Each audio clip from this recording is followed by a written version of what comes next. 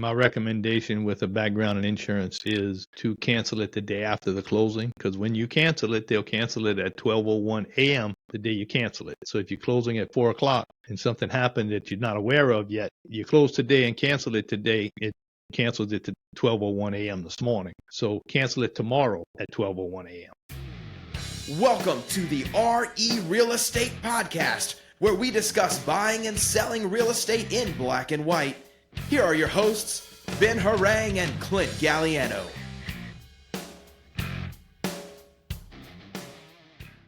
Hey, Ben. How you doing? Clint, good afternoon. I'm doing terrific, man. How you doing? I'm doing wonderful. We're sitting here on this wonderful afternoon. Was running around this morning. Gonna run around this afternoon. Got a closing this afternoon, so it's a beautiful day. Congratulations. It's always a good day to have a closing. Indeed, indeed. So what's the topic today? Funny you should ask. Today we're talking about closing for sellers. Awesome. We were talking before we started recording about if everything goes according to plan, it hopefully is a pleasant experience at the closing for both the buyer and the seller. So that's what everybody's goal is when property's listed, when somebody's looking for a house. Their goal is to get to the closing table so everybody can move on with their life. So we're going to talk about a few things today that hopefully will help us get to the closing in good shape and it be a pleasant experience. Yep, that's the idea. I'm on the buy side on this one, but ultimately it was I don't think what led to the sale was probably pleasant because it was a family breaking up, but the whole sales process was a pleasant experience. So that's ultimately what you want. Yeah. And unfortunately, the life happens to people, and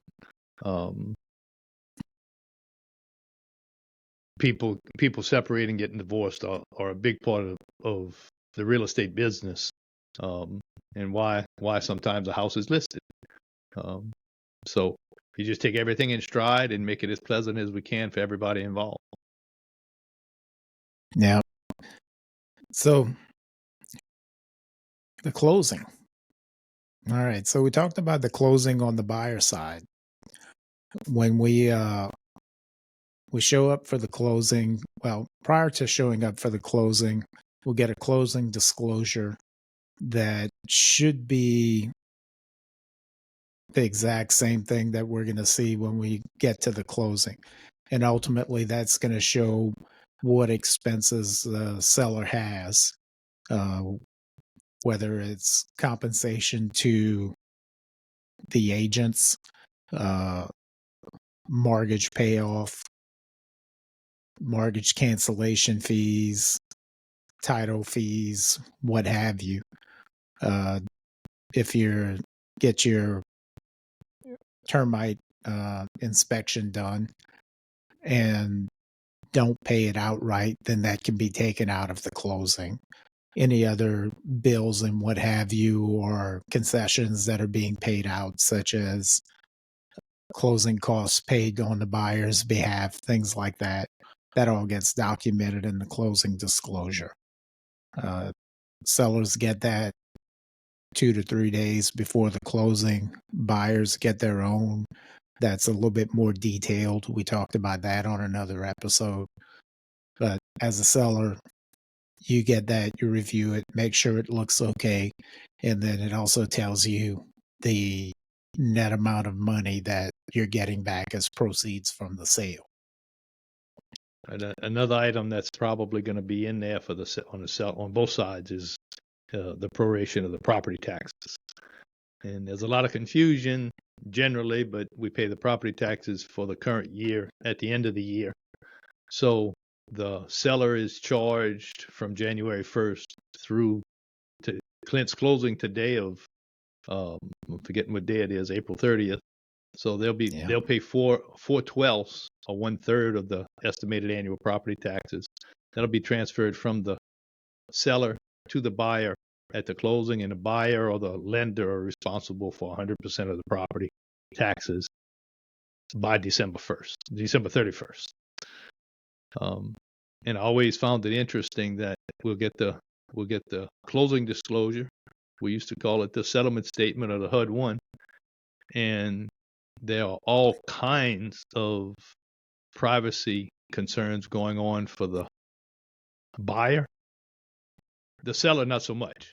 Everybody in the world sees the seller's business, how much they owe, who they owe it to, and how much their checks are going to be, how much they pay the agents, just everything involved. The buyer, the seller sees none of it, but the buyer sees the seller. So I always thought that was interesting, that the buyer had all the privacy, didn't want to, nobody can have access to their financial information, which I get. I don't get why everybody has access to the seller's financial situation. But that's just Yeah. a Just a tidbit on my quirk. part. That's all. It's, you know, you would think it would be set up, but, everybody's worried about protecting the buyers and they don't care about the sellers Right. because 9 times out of 10, the sellers walking away with money in their pocket. So, hey, they're profiting. Sometimes yes, sometimes no, but that's the general mindset. Everybody's got to bubble wrap the buyers. Right.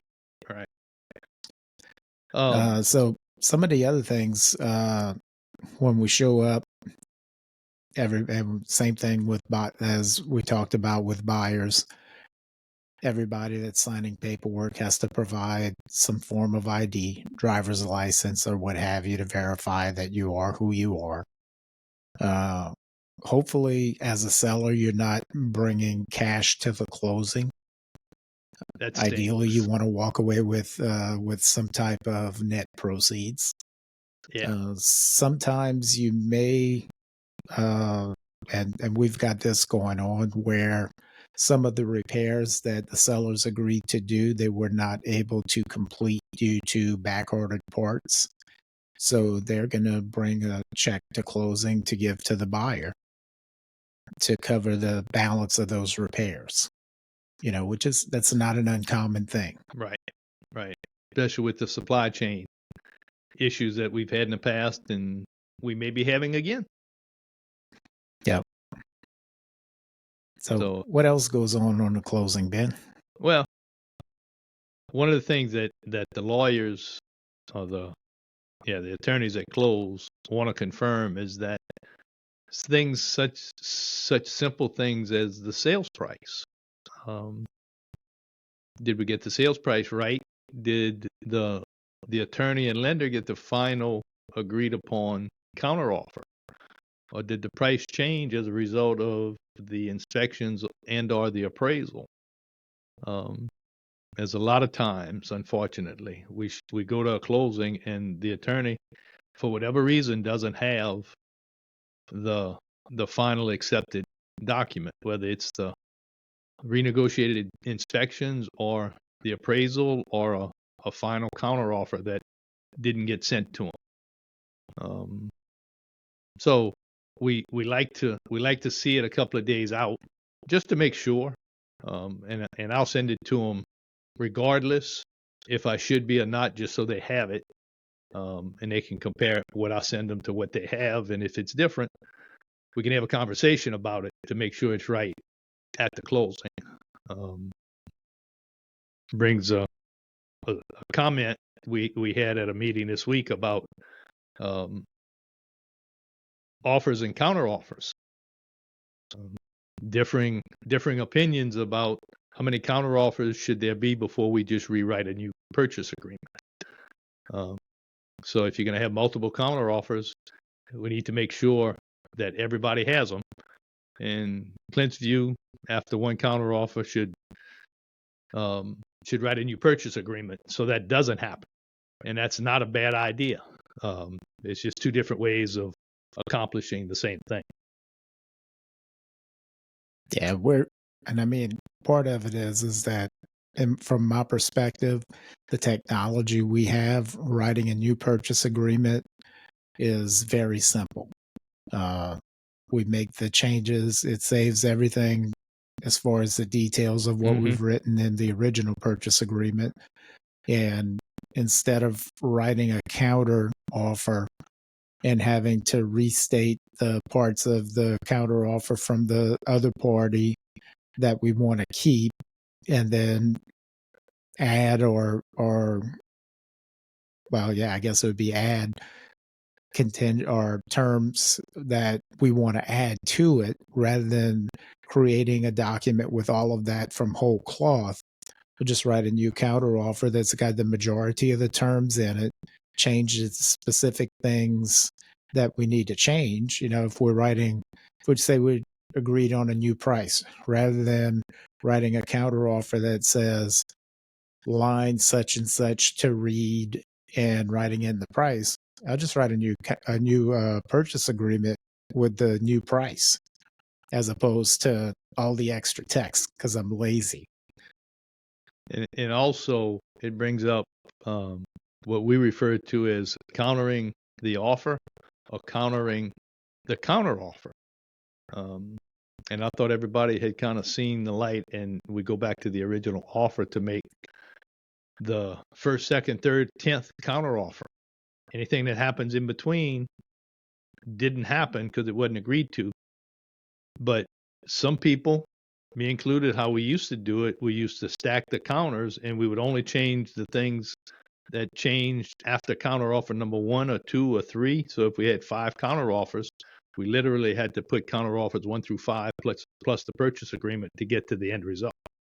A cumbersome way to do it, whether that was ever actually the right way to do it, I don't know. We don't do it that way anymore.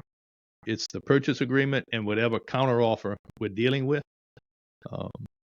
So the issue is, some people think we need to include all the counter offers in between.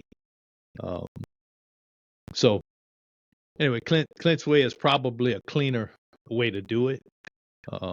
It's just how people choose to run their business. And what they feel like they're used to. And I'm leaning towards doing it after I argued about not doing it. But you know, the thing that gets me is I was actually doing that, and I was countering back to the original offer, and there was going to be confusion on the other side about the sales price. So I had to restate the sales price that was in the original offer. So anyway, I said I wasn't going to tell stories this week, but I did. We done got 3 stories already, and not just from you. And just think, if I decided not to do it, if I wouldn't have decided not to do it. So anyway, my point, a long way to say it, is we make sure that the title attorney has the accurate information they have to prepare their paperwork. So when we show up for the closing, we can talk pleasantries and good luck and hope you enjoy the house and things like that. Yeah. So even though this is the closing from the seller side, it's not our responsibility to ensure the buyers do a final walkthrough. We do want to ensure that, or facilitate making it easy for them. So we want to make sure that as sellers, you've got everything out of the way, moved out, or at minimum packed up so that they can walk through. We want to make sure that any changes, repairs, replacements, what have you, that were agreed to in either the purchase agreement or the subsequent due diligence and inspection period, that those are completed. And along with that, I guess that ties into make sure that all contingencies that were specified in the purchase agreement, that those were all met also. So, we don't want, and we talked about this in our team meeting yesterday also. There's a question about how would you react to it, that you show up for closing and the sellers are expecting to move out in 2 weeks after the closing, that they need 2 weeks to move. So, don't expect that. The purchase agreement says that buyers take possession at closing. So make sure you're aware of that you need to be out of there, have the place clean, so that when the buyers sign the paperwork, they get the keys and they can start moving in. And it's our job as the listing agent to convey the terms of the purchase agreement to the seller so that they understand when we go to the closing, they're not going back to that house because it's no longer theirs. They need to be out prior to closing. Unless there's a post-occupancy agreement, which I'm generally not a fan of because too many things can get sideways. But I like to go through the house 4 or 5 days before we close, just to kind of see if the things are done that they said they were going to do as a buyer's agent, and kind of pick up on any problems with the seller moving out. So it gives us some time to maybe fix a couple of hiccups, so we're not trying to fix it before 10 a.m. closing on a Friday morning. Right. So other than that, mainly we get in the closing. Typically, as long as the buyers show up early enough, they'll take the buyers in first. Some attorneys are different and bring everybody into the room and make everybody wait until everything's done. But a lot of the attorneys like to take the buyers in first and start the paperwork, because the buyers usually have a stack of paperwork to sign.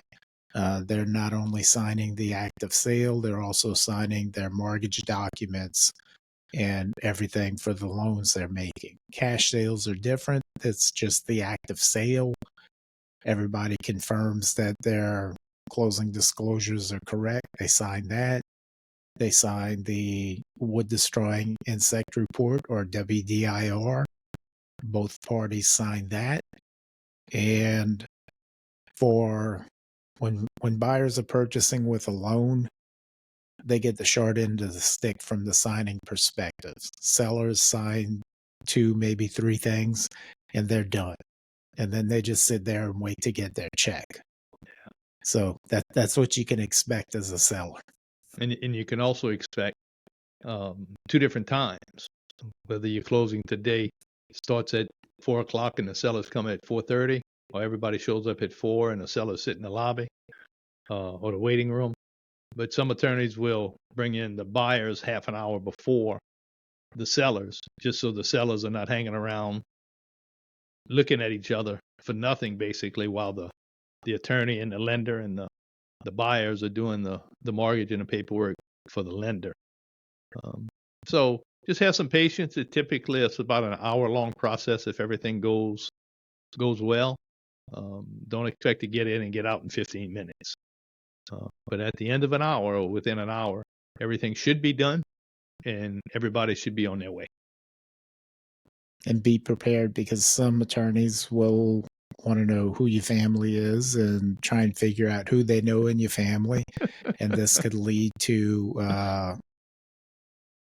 discussions about stories and what have you. On top of that, some attorneys will also go on about how if you have any real estate questions or friends that are buying or selling, that you need to talk to your rock star real estate agents, because these 2 agents that are at the closing table with you, whether you're buying or selling, that they're the best agents in the world. And it doesn't matter who those agents are. That's right. But that's okay. It's always good to be flattered. Yeah. We love working with those closing attorneys. Yeah, we do. Another thing from this is more from the buyer side, but the utilities need to be transferred because the seller's not interested in paying anybody else's utility bills. So it's Speaking incumbent of it upon. from the seller side, don't schedule to get it turned off. True. Leave the utilities on. The buyer will set up their accounts and have everything transferred to their name, and the utilities will close out the final bill and send you the balance of your deposit. It's a lot easier to not turn the utilities off than to turn them off and turn them back on. So, funny little story. I've worked with clients getting gas turned on, and I've had gas turned on myself in Terrebonne Parish and in St. Mary Parish. And that involved getting a plumber out to do, in the old days, apparently they'd pump mercury into the gas lines to look for leaks.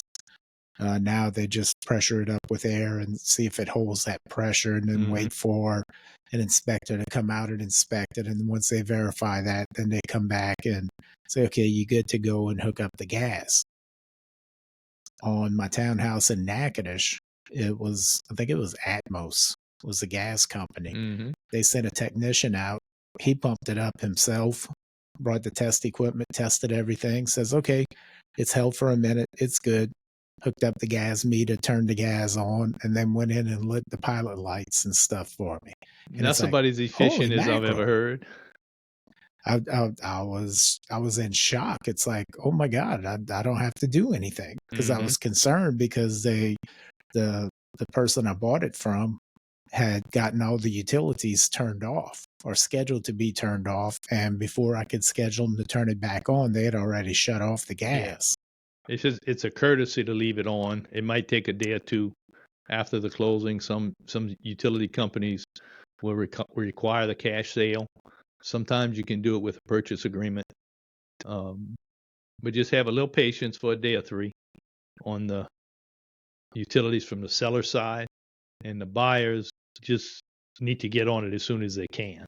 I'm gonna get to that next week. No, you don't get to that next week. You get to that after the closing. Like homestead exemption, water, electricity, gas, whatever you need to do, go ahead and get it done. So another thing that it's not part of the closing, but once you have closed on the property, is reach out to your insurance company and let them know that you've sold the property, so that if there's any refundable premium left, that you can get that back from them. And if you're paying a mortgage, it'll take a little while for them to refund you your escrow and everything like that, the balance of that. But let the insurance company know right away, so that they can stop charging you premium on that day. And my recommendation with a background in insurance is to cancel it the day after the closing, because when you cancel it, they'll cancel it at 12:01 a.m. the day you cancel it. So if you're closing at 4 o'clock and something happened that you're not aware of yet, and you close today and cancel it today, it cancels it to 12:01 a.m. this morning. So cancel it tomorrow at 12:01 a.m. Just I've seen somebody get in a bind because of something like that. We got all the risk mitigation strategies. If they'd only listen to us, Clint, the world would be a better place, huh? Indeed. All right. I think that's all I had about closing, Clint. Anything else? Nope. I think we've covered all the pertinent stuff and told a few stories, and I think you told more than me today, so that's good. I did. All right. If y'all see any value in these podcasts, please like, share, and subscribe to them on your favorite platform. Clint likes the audio version. I like the video version. But either way, whatever you like, we should have it there. Whether it's on YouTube or Spotify or Pandora or Apple or iHeart, they're everywhere. If you do a search for RE Real Estate Podcast, all one word, no spaces, no colon, you should be able to get it. Or you can go to the realestatepodcast.com website, and there's audio and video versions right there for you to see. So, what did I miss, Clint? You can comment on the YouTube videos, or you can also comment on if you've got a question or what have you. You go to the website realestatepodcast.com, and we've got a link there where you can ask a question. You go ahead and submit your questions, and we'll answer it on a future podcast. All right. Now that we got all the housekeeping out of the way, go to a closing, and hopefully it's a pleasant one, and everybody can move on with their life. Y'all have a great day. See y'all. Thank you, Ben. While we may discuss topics such as lending, interest rates, title law, real estate law, and appraisals in addition to real estate sales and transactions, please remember that we are only trained and licensed as real estate salespeople in Louisiana. The information shared on this podcast is for general purposes only and should not be taken as legal or financial advice. We may be agents, but unless we have signed paperwork stating otherwise, we are not your agents.